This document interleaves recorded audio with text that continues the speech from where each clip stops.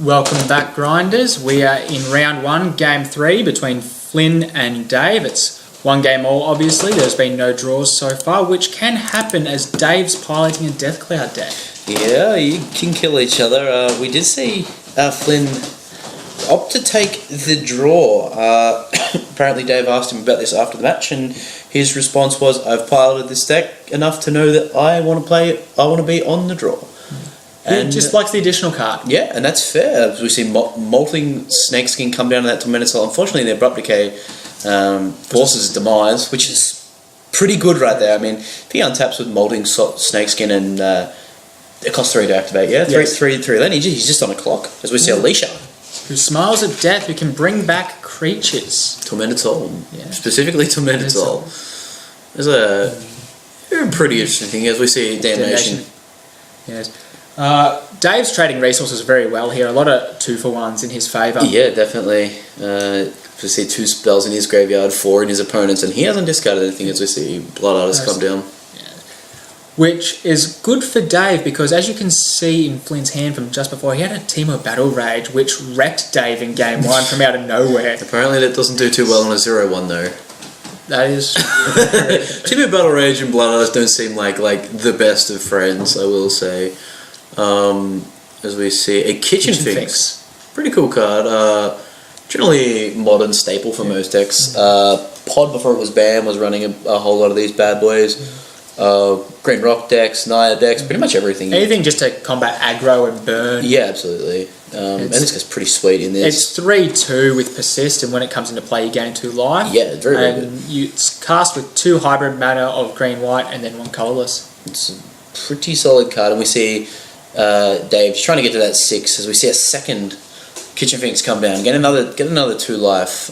We might see him swing into the fence right now. Flynn doesn't look like he's got any cards in hand. Oh no, he does. He's got a couple. Titan Strength. Now we're on line for no attacks from Dave. They're just comfortable to sit back, and I think he's respecting the Titan Strength and just. What Flynn's playing isn't exactly a stock standard list. No, it's pretty left to centre. Dave's got to be thinking outside the box here. I think you have to. I mean, he got killed outside the box. He got dragged outside the box and beaten mercilessly in game 1. So here we go, into the red zone, takes 6. And these guys put on a pretty hasty clock. Especially in pairs. Yeah. Oh, but here we go. We're going to see Teemo Battle Rage, okay? And a Titan Strength. I'm gonna make my dude huge. 3/2 double strike, which takes out a Kitchen Finks. I don't think Dave's too upset with this. As Flynn will take 3, and then the Blood Artist trigger, and the Persist trigger will go on the stack. They'll resolve everything. Dave will gain 2 life, and Flynn will gain 1, and then Dave will lose 1. So a few little interesting again, things. that is another 2-for-1 for Dave, and there's Dave putting his Persist counter on. In response, gets the scry. Did he just look at 2 cards? That seemed like he flipped 2 cards. No, I think he only flipped the 1, but okay. That is smart play to throw away your card to have a scry so you know what you're drawing. The best part is he can sacrifice his own Kitchen Finks without the Persist counter. Trigger, get my bro back, put a counter on it, gain 2 life, you have no board, I still have 2 creatures. Really good play, really solid play. Yeah, because he only cast it for 1 there, so... Just to get rid of the Blood Artist. But, and the card in Flynn's hand. Yeah, Dave definitely... The Death Cloud deck definitely ahead right now as we see him just resolving his Death Cloud after his opponents. Yeah. Flynn resolved his side pretty quick because there wasn't very Dave just shakes his head as I don't know, this is what happened. Interesting card he's kept on top. It looked like a Deviant Glee. Deviant Glee without creatures is more useless than a land, really. As we see Corsair get another life. Corsair's really good for Dave on camera right now. We see it reveal another land and Dave just crashing in the red zone for 4.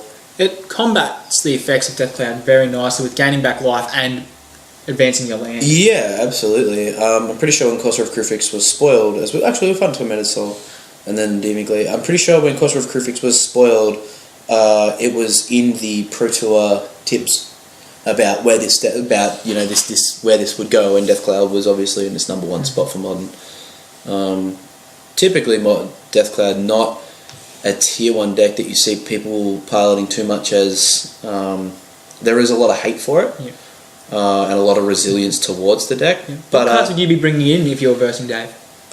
Depending on what matchup you are, but just a lot of resilience, the ability to attack his hand, as it typically only draws 1 card a turn. And Dave's isn't a conventional list as it runs, like as we've seen a couple of games, Vraska, Liliana, and things like that. But as a quick mention, Flynn is on 2 life here, and I say Vraska in Dave's hand if it goes any longer, and I think a Liliana might be coming. one or the other. I think Dave's in pretty good command right now, as we haven't seen many answers from Flynn's deck as he draws a card. Mark of the Vampire, Harvester of Souls? Okay, it's going to give this guy 2/2 and lifelink. I think that's Flynn's way of just having a joke. Yep, I think it was. Yep, there's the hand extension, and Dave, Lane of MTG Grinders will take the game 2 games to 1.